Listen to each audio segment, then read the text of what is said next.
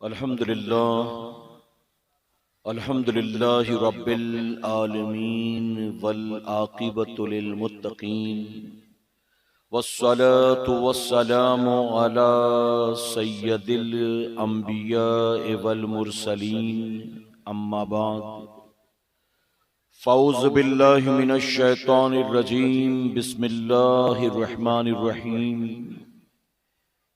या अय्युहल्लज़ीना आमनू तूबू इलल्लाहि तौबतन नसूहा सदक़ल्लाहु मौलाना अलीउल अज़ीम। बादे तौहीद के मतवालों, शमे रिसालत के परवानों, गौसो ख्वाजा और रज़ा के चाहने वालों, आइए सबसे पहले हम और आप निहायत ही अदब और एहतराम के साथ अपने और सारी कायनात के मरकज़े अक़ीदत जनाबे मुहम्मदुर रसूलुल्लाह सल्लल्लाहु ताला अलैहि वसल्लम की बारगाहे बेकस पनाह में जिस तरह से मैं आपको पढ़ाऊं, मेरे साथ मिलकर पूरा मजमा ब आवाज़ बुलंद हदिये गुलामी दुरूदो सलाम के अंदाज में पेश कर लें। हमारी माएँ, बहनें, बच्चियां धीमी आवाजों में पढ़ें और मर्द हजरात की आवाजें बुलंद होनी चाहिए। अस्सलातु वस्सलामु अलैका या रसूल अल्लाह, अस्सलातु वस्सलामु अलैका या हबीब अल्लाह, अस्सलातु वस्सलामु अलैका या नबी अल्लाह व अला आलिका व अस्हाबिका या नूर अल्लाह सल्लल्लाहु ताला अलैहि वसल्लम। रब्बे काबा की बारगाह में दुआ है, मौला अपने हबीब साहिब लौलाक सल्लल्लाहु ताला अलैहि वसल्लम के सदक़तु फैल हम तमाम हाज़रीन और सामीन को तू माहे शाबान के फ़यूज़ बरकात से भरपूर माला माल फरमा। मौला तूने हमें बिन मांगे शबे मिराज और शबे बरात अता की। हम तुझसे मांगते हैं हमें खैर वाफियत के साथ शबे कद्र भी नसीब फरमा। और मेरे करीम मौत आने से पहले हम गरीबों, नातवा, कमजोरों को एक मर्तबा माह रमजान मदीने में नसीब फरमा।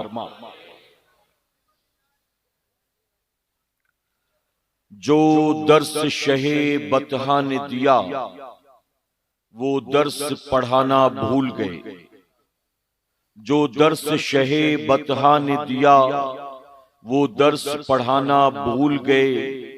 औरों को जगाना याद रहा, खुद होश में आना भूल गए। और बदल डाला है अब तो अपना अंदाज़े बयां हमने, बदल डाला है अब तो अपना अंदाज़े बयां हमने। नहीं तो बंद कर दी थी फरिश्तों की ज़बां हमने। मेरे प्यारे आका अलैहिस्सलातु तस्लीम के प्यारे दीवानों, अल्लाह रब्बुल इज्जत का बेपनाह करम और एहसान कि माही शाबान की बरकत वाली रात में उसने हमारे और आपके जैसे गुनाहगारों को अपने जिक्र पाक की इस पाकीज़ा महफिल में शिरकत की तौफीक अता की। मेरा करीम महफिल के सजाने वालों का सजाना और हमारा और आपका यहाँ आना कबूल फरमाए। मेरे प्यारे आका अलैहिस्सलातु तस्लीम के प्यारे दीवानों, जैसा कि आप देख रहे हैं, बारिश के बावजूद और रात का आखिरी हिस्सा आ गया, इसके बावजूद आप उसी ज़ौक़ व शौक़ मोहब्बत के साथ बैठे हैं जिस ज़ौक़ व शौक़ मोहब्बत के साथ आप यहाँ जमा हुए थे। याद रखें, इस महफिल पाक में अपनी मर्जी से कोई भी आने वाला नहीं आता है। चाहे वो ऊपर बैठे लोग हों, चाहे वो नीचे बैठे लोग हों, जो कोई भी आता है अपनी मर्जी से नहीं आता, बल्कि मेरे मौला की तौफीक से आता है। और ये महफिल वो महफिल है जहां आया नहीं जाता, बल्कि रब की तरफ से बुलाया जाता है। हम खुशनसीब हैं कि रात के आखिरी हिस्से में हम अल्लाह के जिक्र की महफिल में बैठे हैं। और मैं उलमा की मौजूदगी में ये बात जिम्मेदारी के साथ कहूंगा, आप रात 10 बजे आए हों, 11 बजे आए हों, 12 बजे आए हों, अपनी जिंदगी का 2-4 घंटा नहीं, बल्कि ऐसी पाकीज़ा महफिल में अगर आपका एक लम्हा गुजारना भी मेरा करीम कबूल कर ले, तो कल कयामत में आपकी पूरी जिंदगी एक तरफ होगी, उसके जिक्र की महफिल में शिरकत वाला एक लम्हा आपकी निजात का सबब बन जाएगा। तो मेरे प्यारे आका के प्यारजवानों, जब कभी मौका मिला करे ऐसी महफिलों में आने का, भागा ना करें बल्कि आने की कोशिश किया करें। हम नहीं जानते हैं कि यही महफिल हमारी जिंदगी की आखिरी महफिल हो। जलसे तो साल भर होते रहेंगे, लेकिन हमें और आपको इसके बाद फिर मौका मिलेगा कि नहीं, हम नहीं जानते हैं, ये मेरा परवरदिगार जानता। तो ये मौके जिंदगी में बार बार आया नहीं करते, जब भी मिला करे आप आया करें कि इंशाअल्लाह। और साथ ही याद रखें कि बारिश के बावजूद, कीचड़ के बावजूद आप आए हैं। मैं मिंबर रसूल पर मौजूद हूं, जिम्मेदारी के साथ कहूंगा, अल्लाह के जिक्र पाक की इस बाबरकत महफिल में शिरकत की वजह से अगर आपके जिस्म पर बारिश का एक कतरा भी गिर गया होगा, तो यकीन जाने कि अल्लाह के नाम पर आपका ये भीगना अल्लाह कबूल फरमाएगा, और यही बारिश का एक कतरा आपको जहन्नम की आग से बचा लेगा। मेरे प्यारे आका अलैहिस्सलातु तस्लीम के प्यारजवानों, वक्त तेजी के साथ गुजर रहा है और मुझे भी तकरीर के बाद यहां से रवाना होकर 4 बजे की ट्रेन पकड़नी है। तो ज्यादा वक्त मैं आपका नहीं लूंगा, तेजी के साथ आगे बढ़ूंगा, लेकिन आप तमाम से गुजारिश करूंगा कि आप तवज्जो के साथ मेरी बात को सुनेंगे इंशाअल्लाह। मेरे प्यारे आका के प्यारजवानों, आप मेरे चंद सवालों का जवाब दें। इस सारी कायनात का खालिक कौन है जी? इस सारी कायनात का खालिक अल्लाह है। सारी कायनात का खालिक कौन? सारी कायनात का मालिक कौन? सारी कायनात का राज़िक कौन? हमारी सांसों को चलाने वाला कौन? हमारे सीने में दिल को धड़काने वाला कौन? हमारे रगों में खून को दौड़ाने वाला कौन? हमारे जिस्म में रगों के जाल को बिछाने वाला कौन? समंदर में रहने वाली मछलियों को पालने वाला कौन? हवा में उड़ने वाले परिंदों को खिलाने वाला कौन? बिलों में रहने वाली चींटियों को रोजी देने वाला कौन? हर रात सोने के बाद सुबह उठने की मोहलत देने वाला कौन? हमने पूरी दुनिया को चैलेंज किया और पूरी दुनिया को चैलेंज करके बहसते मुसलमान हमने ये कहा, तुम जिस को भी अपना माबूद मानते हो, हकीकत में वो माबूद नहीं। माबूद तो वो है जिसने सारी कायनात को पैदा फरमाया। खालिक भी वही है, मालिक भी वही है। इबादत के लायक है तो सिर्फ अल्लाह है, सजदों के लायक है तो सिर्फ अल्लाह है। मेरे प्यारे आका के प्यारजवानों, मैंने आपसे सवाल पूछा और हर सवाल के जवाब में आपने कहा अल्लाह है, अल्लाह है, अल्लाह है। अब मैं आपसे सवाल पूछता हूं, जब आप अल्लाह के खालिक होने की गवाही देते हैं, अल्लाह के मालिक होने की गवाही देते हैं, अल्लाह के राज़िक होने की गवाही देते हैं, आप जब ये मानते हैं मुझे जो कुछ मिला ये अल्लाह ही ने अता किया, मुझे जो मिलेगा वो अल्लाह ही देगा, जिंदगी मौत पर कुदरत रखने वाला अल्लाह है, इज्जत और जिल्लत देने वाला अल्लाह है, बीमारी और बीमारी से शिफा देने वाला अल्लाह है, हमारी खातिर जमीन को बिछाने वाला अल्लाह है, आसमान का शामियाना लगाने वाला अल्लाह है, हवा में ऑक्सीजन पैदा करने वाला अल्लाह है, हमें चलने फिरने की ताकत देने वाला अल्लाह है। मेरे प्यारे आका के प्यारजवानों, जब हम सबका ये मानना है कि खालिक भी अल्लाह है, मालिक भी अल्लाह है, राज़िक भी अल्लाह है, हम हम उसी का दिया सुबह भी खाते हैं, उसी का दिया शाम भी खाते हैं, उसी का दिया रात भी खाते हैं। वही हमारी खातिर पानी भी बरसाता है, वही हमारी खातिर जमीन से सब्जा भी उगाता है। जब हम इन सारी बातों की गवाही देते हैं तो इस शहादत के बाद, इस गवाही के बाद आप बताएं कि हम अल्लाह की नाफरमानी क्यों करते? आज आप जानते हैं, जैसा कि नकीब साहब कह रहे थे, मैं तल्ख बात अर्ज करना चाहूंगा, तवज्जो है ना आपकी?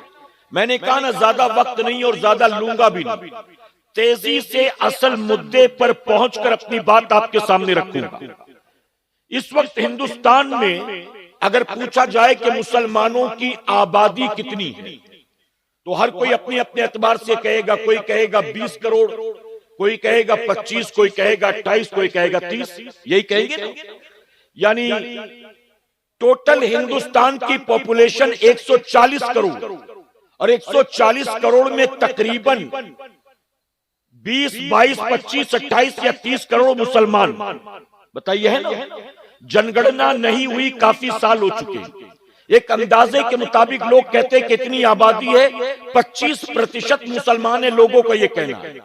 तो 25% के एतबार से अगर 30 करोड़ आप मानते हैं, मेरे प्यारे आका के प्यारदीवानों, हिंदुस्तानी मुसलमानों पर एक सर्वे किया गया, और आप जानते हैं जब मुसलमानों पर सर्वे किया गया, सर्वे की जब रिपोर्ट आई, तो सर्वे की रिपोर्ट हमारे और आपके लिए शर्म से डूब मरने वाली है। और हिंदुस्तान के 25, 28 या 30 करोड़ मुसलमानों पर सर्वे किया गया, और सर्वे का नतीजा जानते हो क्या आया? सर्वे का रिजल्ट ये आया कि हिंदुस्तान में रहने वाले 28-30 करोड़ मुसलमानों में से 42% मुसलमान ऐसे हैं, 42% मुसलमान ऐसे हैं जिनको पहला कलमा भी नहीं आता। आप बताइए, ये शर्म की बात नहीं हमारे और आपके लिए? ये डूब मरने की बात नहीं हमारे और आपके लिए? हमारे यहां जलसे जुलूस की कोई कमी नहीं, हमारे यहां उर्स चादर गागर की कोई कमी नहीं है, हमारे यहां संदल की, ताजिए की, अलम की, डोल ताशे की कोई कमी नहीं है। हम साल भर ये सारी चीजें कर रहे हैं, लेकिन इन सारी चीजों को मौजूदा दौर के मुसलमानों ने महज रस्म रिवाज बनाकर रख दिया। आप मुझे बताएं, आपकी मस्जिद में जुमा के दिन बयान होता है कि नहीं? इमाम साहब का होता है ना? आधा घंटा तो बोलते होंगे, कम से कम आधा घंटा। मेरे प्यारे आका के प्यारे दीवानों, एक महीने में तकरीबन 4 जुमा होते हैं, किसी किसी महीने में 5। अगर 12 महीने का कैलकुलेशन किया जाए, एक महीने में अगर 4 या किसी में 5, टोटल यूं तो 52 होते हैं, लेकिन मैं 50 पकड़ता हूं साल देने के लिए। अगर मान लीजिए साल में 50 जुमा होता है, और हर जुमा को मस्जिद का इमाम आधा घंटे तकरीर करता है, तो साल भर में कितने घंटे हो गए जी?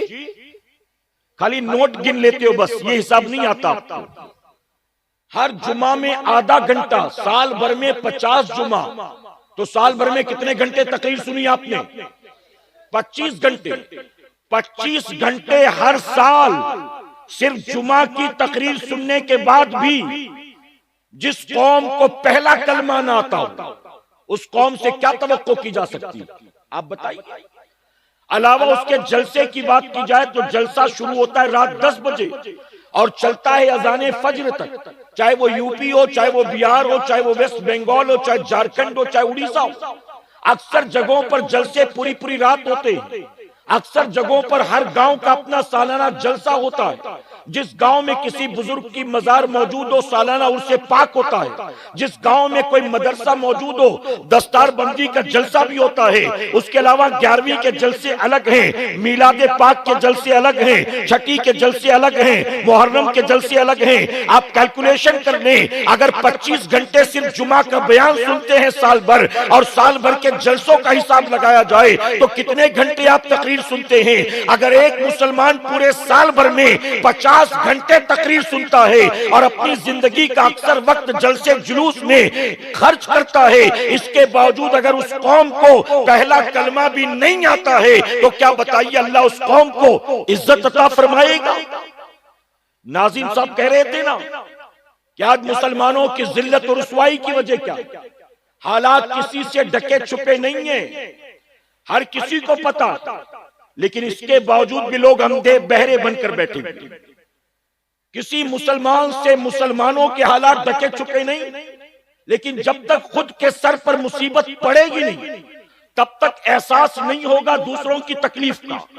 मेरे प्यारे आका अलैहिस्सलातु तस्लीम के प्यारे दीवानों, मैं हर ऐसी आबादी में जहां मुसलमानों की अक्सरियत रहती उनसे कहता हूं, तवज्जो है ना आपकी, मुसलमानों की जहां अक्सरियत रहती, या आपका गांव अगर 90% मोर देन 90% मुस्लिम्स का है, मैं कहता हूं अपने गांव में जहां सारे तीज त्योहार मनाते हो, जहां मुहर्रम में न जाने कितनी रस्में मनाते हो, जहां 12वीं 11वीं के नाम पर न जाने क्या कुछ करते हो, जहां उर्से पाक के नाम पर कितना माल खर्च करते हो, अपने मुसलमानों के गांव में एक सर्वे करो, किसी कमेटी की तरफ से, किसी मस्जिद की तरफ से, किसी मदरसे खानका की तरफ से एक सर्वे करो हर मुसलमान की आबादी में 50 शादीशुदा जोड़े आपके गांव के जमा किए जाएं, वो भी ऐसे हो जिनकी शादी को 8, 10, 12 साल हो चुके हो।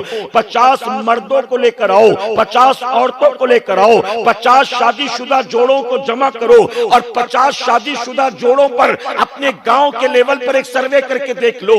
हर मर्द हर औरत से 5 सवाल पूछा जाए, वो दो 3, 4 बच्चों के माँ बाप बन चुके हैं, उनसे 5 सवाल पूछो।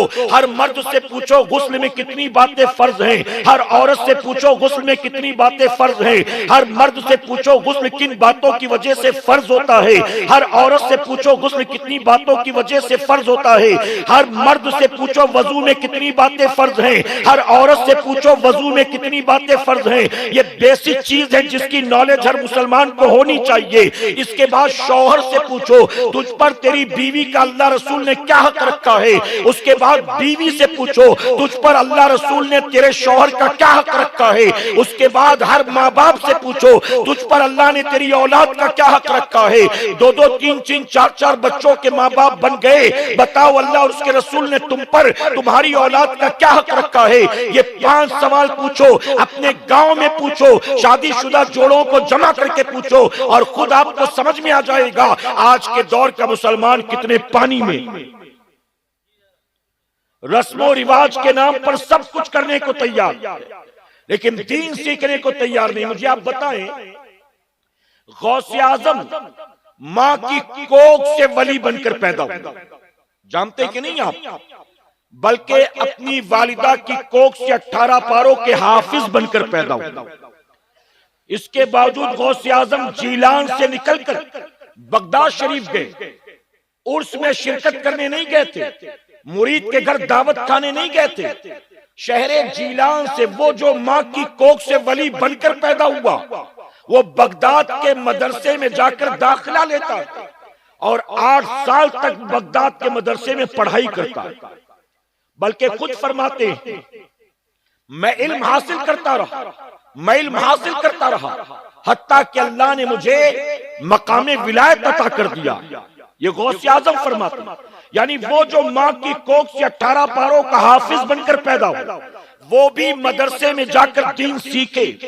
गरीब नवाज माँ की कोख से वली बनकर पैदा हुए, इसके बावजूद संजर से निकलकर समरकंद गए, समरकंद और बुखारा गए, आपने वहां जाकर तालीम हासिल की। वो लोग जो माँ की कोख से वली बनकर पैदा हो, वो भी मदरसे में दीन सीखने जाते हैं। और आज हम गौसो ख्वाजा के मानने वालों की पोजीशन क्या है, हम माँ की कोख से अंगूठा छाप पैदा होते हैं और अपनी कब्र में भी अंगूठा छाप ही चले जाते हैं। हमें न सही से कलमा आता है, न सही से दुरूद आता है, न सही से नमाज पढ़नी आती है, न सही से गुस्ल करना आता है, न सही से कुरान पढ़ना आता है। बल्कि मेरे प्यारे आका के प्यारे दीवानों, मौजूदा दौर में मुसलमानों की पोजीशन ये है, अब्बा लखपति थे, अब्बा के इंतकाल के बाद 28 साल का जवान बेटा फौरन लखपति बन जाता है, यानी बाप के मरते ही सारी प्रॉपर्टी औलाद की, बैंक बैलेंस औलाद का, इन्वेस्टमेंट औलाद का, पॉलिसी औलाद की, एफडी औलाद की, ये सब सब कुछ औलाद का।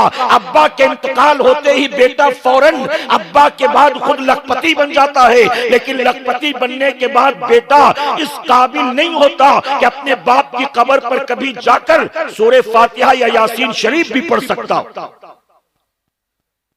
मकतब और मदरसे के बच्चे, यतीम खाने के छोटे छोटे बच्चे तेरे बाप की जन्नत के लिए तेरे घर में आकर कुरान के पारे पढ़ते हैं, और जवान लखपति बेटा घर के कोने में तस्बीह लेकर बैठा होता है, क्योंकि कुरान पढ़ना आता ही नहीं।